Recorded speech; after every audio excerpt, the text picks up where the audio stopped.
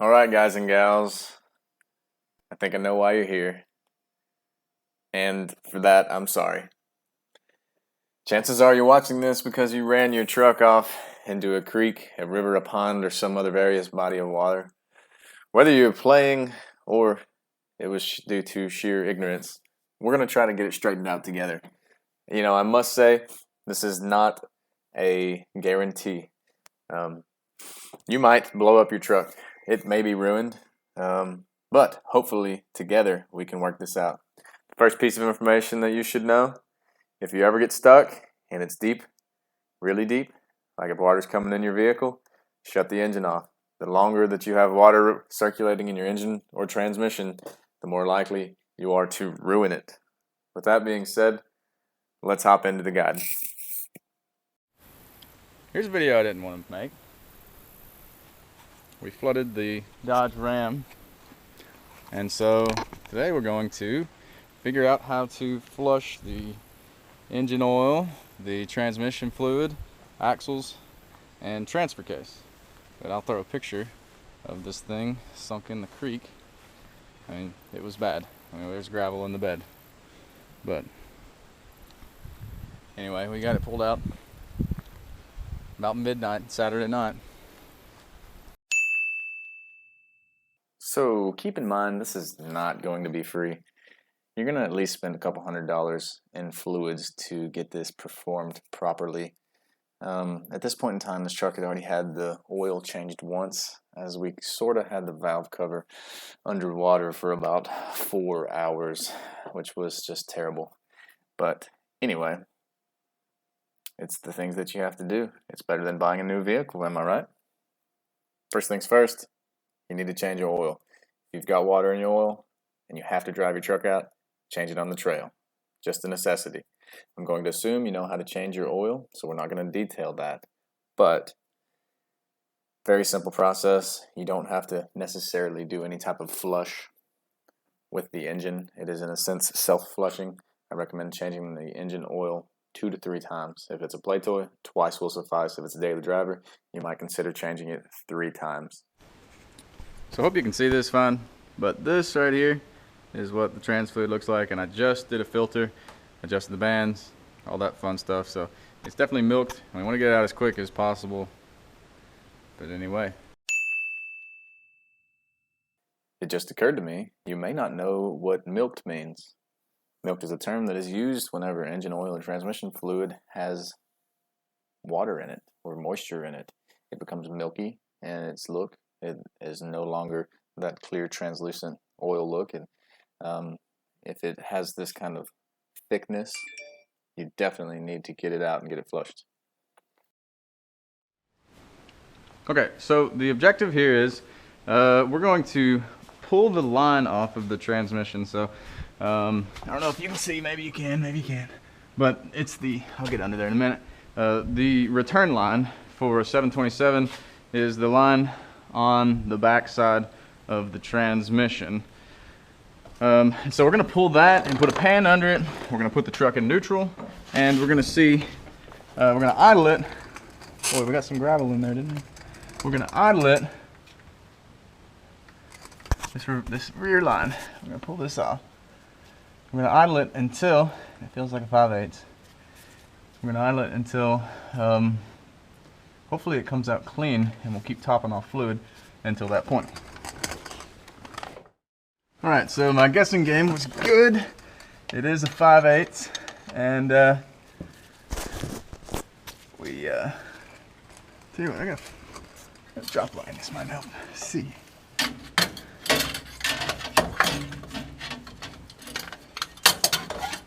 Come on. So 5/8. I've already broke this free. Maybe you can see. Anyway, let's take that off. Pop that back. See how milky that looks. All right. We're gonna get a drain pan under here. Start running this and dumping trans fluid. Okay. We're gonna crank the truck up. We're gonna put it in, probably already in neutral, and we're just gonna let it pump. This is gonna pump all the way through both the radiator and the trans cooler, and hopefully we're flushing everything out by doing this.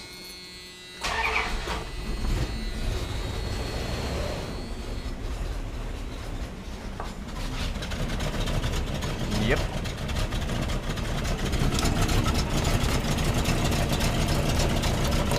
It looks pretty gross.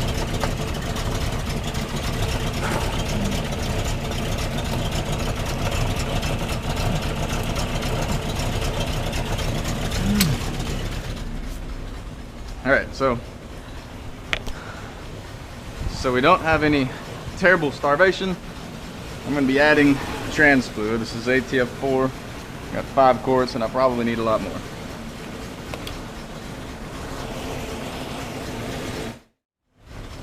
By the way, these will only pump in neutral. They will not pump in gear, so.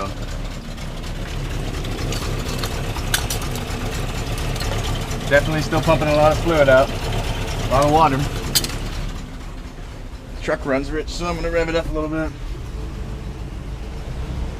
I rebuilt this quadrijet, but it still seems to be a little rich. It's a heck of a lot better than what it was, though.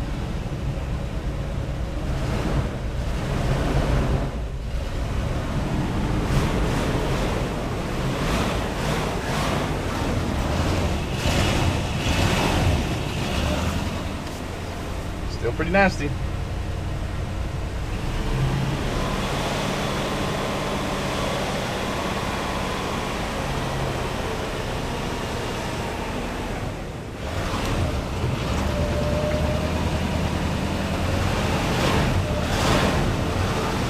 We're going to do the engine oil, which we've already changed once on the trail.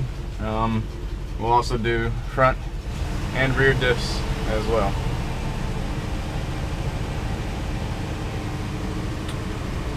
But the transmission is probably the most important one, the most finicky of all of them. And so we don't want to leave this in here any longer than we have to. Alright, so we are gurgling. I'm going to cut this off.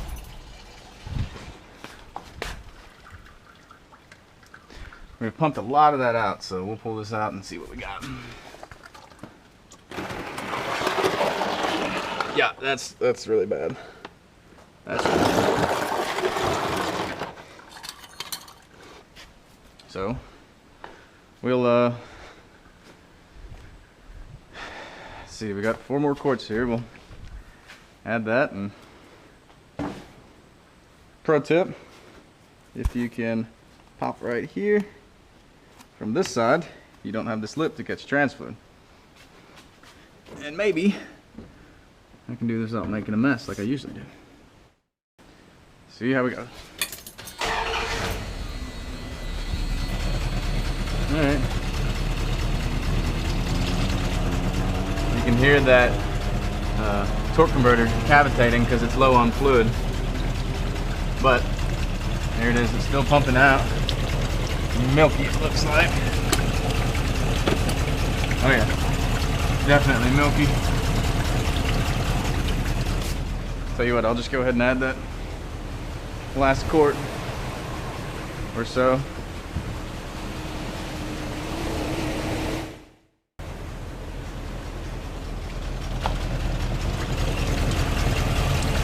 Definitely still milky coming out. It might be a little bit more red. More than likely we're gonna have to drop the pan and clean everything. But I just want to keep flushing until it comes out a little bit more clear.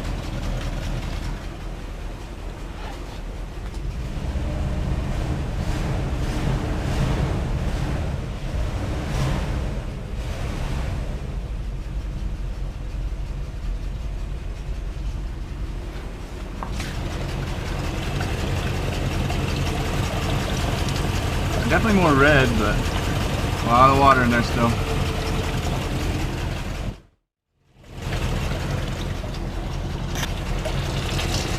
Alright.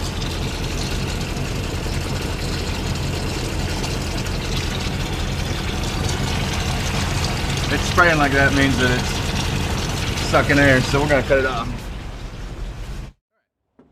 What are we doing now? We are going to see if it's got oil in this rear diff. Let me grab that flathead.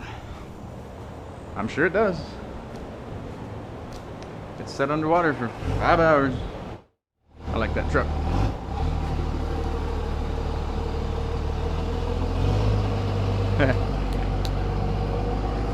That 24 valves ain't all that bad. I don't think I've ever changed this fluid, so heck, it could have had water in it from 40 forevers ago. But yeah, see that? It's milked, so it's definitely got water in it. Anyway, I'll take all these bolts off and show it coming out. Okay, hopefully you can hear me. I got busy the other night helping some, as my dad would say, old codgers. They broke down in the middle of our community, so we're getting back to it. I'm gonna change the differential fluid here. I don't have my little electric impact, or else I'd zip these right out. There it comes. Probably need a better screwdriver than this.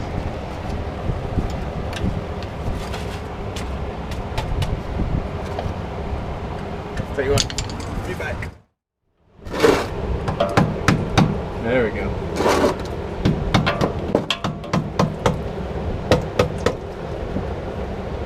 Yeah, that looks fantastic.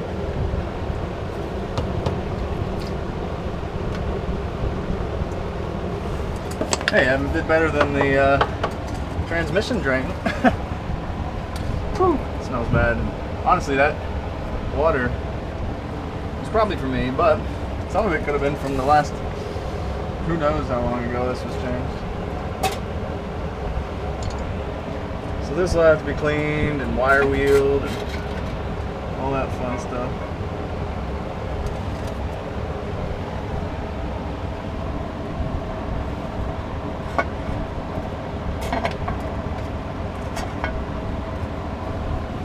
Looks like it's all RTV maybe? No, it's got a gasket. You know what? Doesn't look bad. Hardly any rust. There is some sand here. I'm sure that was from the Diff cover. Yeah, we're okay. So we'll hose this out with some brake clean and then wire wheel these surfaces. So we're moving on to the front diff. Let me make sure this is recording. Seems to be. Moving on to the front diff, and ultimately we have to get all this out now. Let's see if I can get this in here. This is a little clip, maybe you can see it. And that clip has to be spread so we can get the brake line out.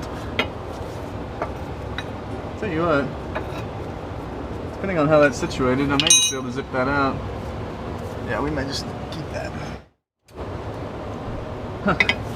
We already have water coming out of there. That's great. Better move that pan up here.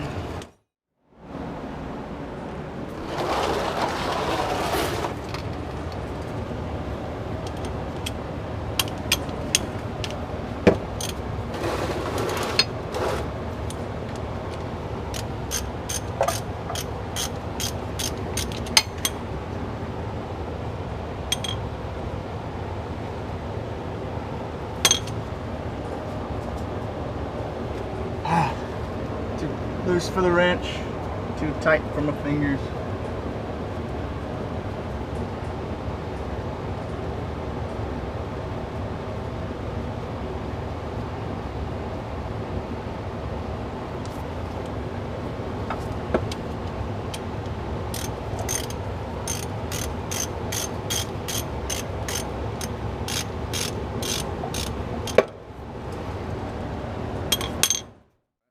Getting ready to pop this front cover. Immediately water was dripping out, so I expect there to be a lot in there. The water was dripping out before we, so you can see it, it's been dripping for 20 minutes now probably. Hopefully you can see what's happening here. Alright, take flathead, pry bar, whatever you got. Oh, there it goes. Easy peasy.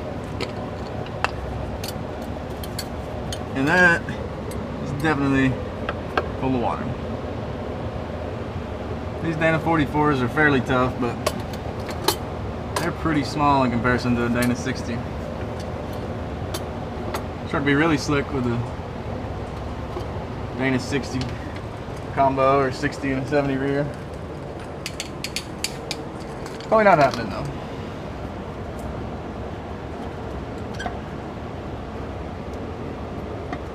What are we hanging on? Ring gear. Heavy. Oh no. Man, I can't win. I just can't win today. Pitman arm puller broke. Dropping everything in the grease. Just nasty. Alright, we're gonna let this drain for a little while. We'll go back to the rear and start hosing it with brake clean. Get what we can out of there, because that is some funky stuff. So we'll wipe what we can with a rag and then brake clean the rest of it out. And I turned that fan off, one, so you can hear me, but two, because I don't want brake clean coming back in my face. This stuff basically, my dad always calls it, emulsifies. Gets pretty dang nasty. But here's a learning lesson. This is a 9 1/4 rear. And let's see if I can spin this. I can't because it's in park. Let me think real quick. I've probably got it in 4-wheel drive. Yeah, here we go. So what I'm looking for, I'm identifying marks on this ring gear. And right here you see 3.21. Probably can't see it, but anyway, that is 3:21 ratio. Which is not very desirable. It's kind of highway geared, but they did that because there's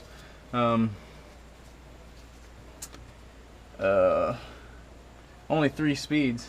A lot of the newer trucks got an overdrive, and they just naturally went to a 355 ratio, and some of them even got a 307, which is pretty crazy fun. Let's see. Okay. Yeah. Why can't I turn it? Okay. The other cool thing about this truck, it was a game warden truck. It was ordered like an off-road package. Look at that, we're draining some stuff out of the trunk. That's good to spin that over. Get it out of this carrier. So this right here, this is a limited slip diff. You're not gonna have these springs and these packs in here. Hope I'm recording. Yeah, you're not gonna have those springs and those packs in there. But basically this keeps this from doing a one-wheel peel. One of these days I'll have to show you what a non-limited slip or an open diff looks like, but it essentially just has a set of spider gears in there. There's a lot of demonstrations you can find, and I'm not going to be too concerned with that. But anyway, nasty, nasty stuff here.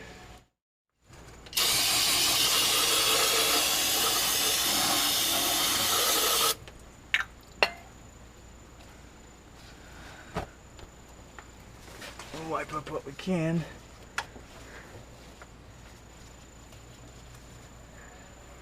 We're hoping the majority of everything is run out of the axle tubes and all that fun stuff. And anyway, what I'll do next is I'll wire wheel this diff cover gasket and scrape it with a razor scraper, which I'm not going to film that. It's pretty self-explanatory, but you want to get it as clean as possible. What I usually do is I do a light coating of RTV on these diff covers. On this diff surface. I'll do a light coating of RTV on the diff cover as well, and I'll also use a gasket, and I've never had anything leak. You know, doing that method, if you just run the diff cover gasket only, it makes it a little more serviceable, but higher chance of leaking in the future, especially if there's any imperfections, or like this off-road truck, if the diff cover itself is busted up or bent up. You know, you likely have some sort of imperfection, but I'm happy to see that this isn't all rusted out. It looks really good, and the little amount of residual moisture that's left in here shouldn't hurt anything. A lot of people ask me nowadays if I do work for hire. I'll do engine swaps, axle swaps, all the fun stuff on other people's projects. And the answer is yes and no. If I have time, I will. But do you see everything out there?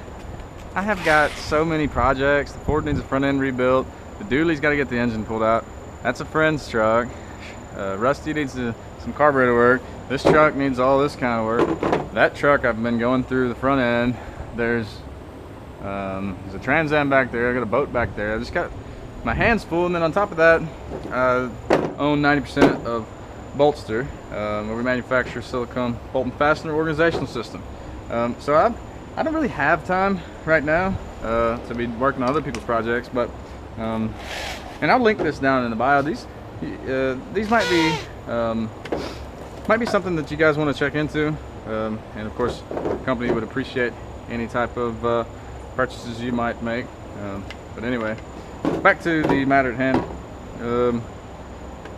Scrape this with a razor scraper. You can get these super cheap. And that's kind of the first portion. This looks to me like it has a gasket on it as well, which is basically just solidified there. Nope, there's no gasket. No gasket. That looks like straight up metal, so this should clean up pretty easily. Totally got tired of fighting it, and I took it to the vise and got it cleaned up. It's not perfect, but this is a good enough surface that with some silicone and a gasket we'll get a good seal. Last thing I gotta do is hop down here. I'll say last, it's not really the last, but I need to hop down here, wipe all this out. I'm making a mess. Forgot to wire wheel all this off, and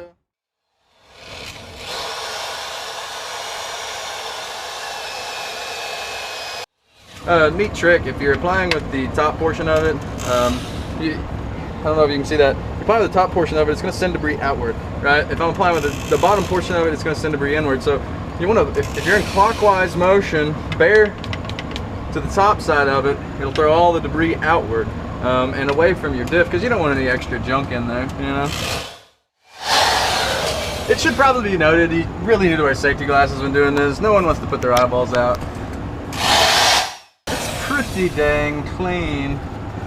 Some of this extra RTV out of here. Yeah, that should be okay. I just need the mating surface to be nice. Hit this with some brake clean again. Hopefully the fan doesn't blow it back in my face, which I'm sure it will.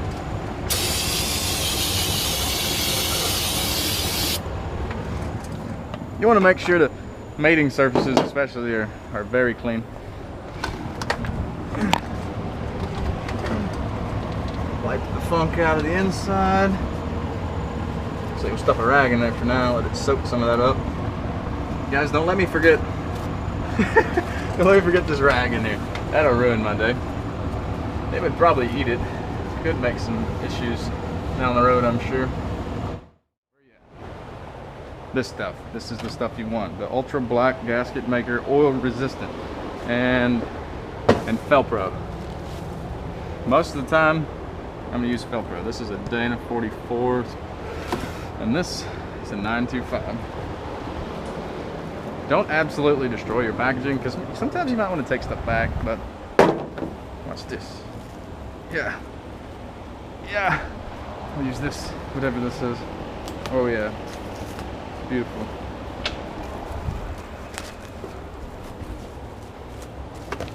Beautiful, beautiful. Smash it up. They sent us the right thing. Oh, it's wrong. Just kidding. How does it go? Does it go like that? I think that'll work. Hang this clean. Okay. Yeah, we'll just forget about that. We're gonna... Oh boy, that's gonna take forever.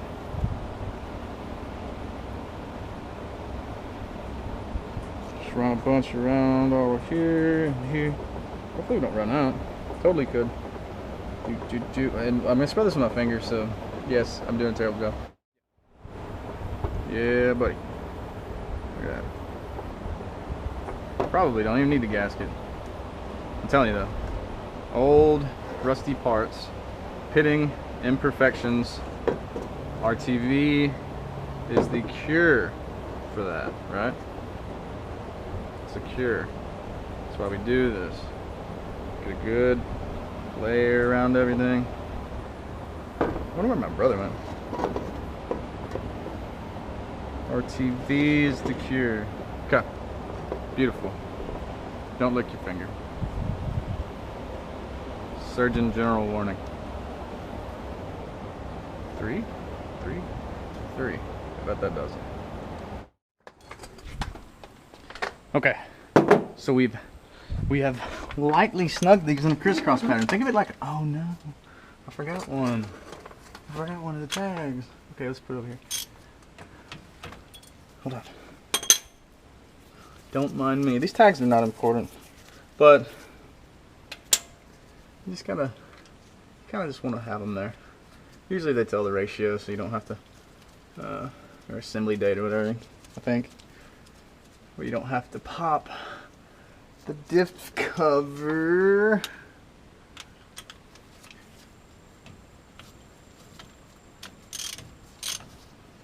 Boo-doo, boo-doo, boo-doo. Okay, here we go. Snug. Oh yeah. So we lightly snug, but now we're going to maximum snug. And when I say maximum snug, I mean like choke up on a ratchet, like right here. You big, strong linemen boys in high school, y'all could like absolutely destroy this stuff. You know, you gotta have tightening sense. I think I did that one. Tightening sense. Whenever my father was younger, they wouldn't give him anything over 3/8 because he was breaking bolts or stripping threads. I think I did that one. But I did that one, but I like to double check. Yeah. I think I did that one again. There we go. But anyway, you crisscross pattern because if you tighten all one side or you tighten the circles, you have a good chance of warping stuff. And if you're warping stuff, well, that's never any fun. Ooh, that's really loose. Alright, and I've put a pretty good bit on it. My last rotation, I'll just go clockwise because we've already tightened it down well. And anyway, if you don't do RTV, you can immediately add fluid. But if you do RTV, you gotta wait 24 hours for it to dry. So I can't add fluid today, so we'll just do it tomorrow. And for future reference, put it on the ground, pour it in here until it spills out. Capiche? Cool. So here's the thing. I probably should change this fluid in this transfer case, but it is a chain-driven new process 208. Oh, by the way, the fill plug on these is 1 inch, 1 and 3/16. Whatever, you can see maybe. I can't hardly see, so you probably can't see. Let's talk transfer cases real quick. The majority of transfer cases have no real good way to flush them out. So if you do have contaminated transfer case fluid, it's best if you pull the drain plug on the bottom and allow the fluid to drain out. Replace the drain plug, add your fluid until it comes out the fill port, and then run it a little bit, and you'll probably want to change this 2 to 3 times. Luckily in our situation, we did not have water in our transfer case. That's why we were just topping it back off. Anyway, so it's been screaming for dear life. It was bone dry when we got it, blah, blah, blah. Okay, sorry about that. 1 and 3/16, and I'm probably not going to drain this unless just water gushes out. Now this is the fill plug. So if water gushes out of this, that means it's way overfilled, and then we'll have to drain it. But this thing's been screaming for dear life. It's chain driven. Look at that. Doesn't look bad. The fluid that's been coming out of it is very red. I used ATF4 the first time. In fact, it's low and clean. Water did not get in that. We're gonna pump it full of gear oil. This is a cool trick to quiet down things. Now it's not going to get the proper lubrication that it needs, but it will be quieter for the rest of its life. Now we do not run down the highway with this truck, so more than likely, oh yeah, it'll be okay. But this is good. This is a pump for these. Hopefully that'll screw on. What's even better than this is a drill pump. Come on, pick up. There we go. Hear that? All right, we're gonna put 80 weight 90 in there. Oh man, I lose everything in the shop. Oh, it went under there. Maybe if I forget, you guys can remind me that it's under there. Maybe I'll just leave the pump hooked up. Okay, let's get here. We'll put that right in there, and what we're gonna do is we're gonna pump until stuff comes out, and then we'll just tighten her back down. I'm just happy there's no water in here. I don't have to drain it off. It makes me very happy. Someday I need to put this on the lift and clean everything. It's gonna take a pump or 3.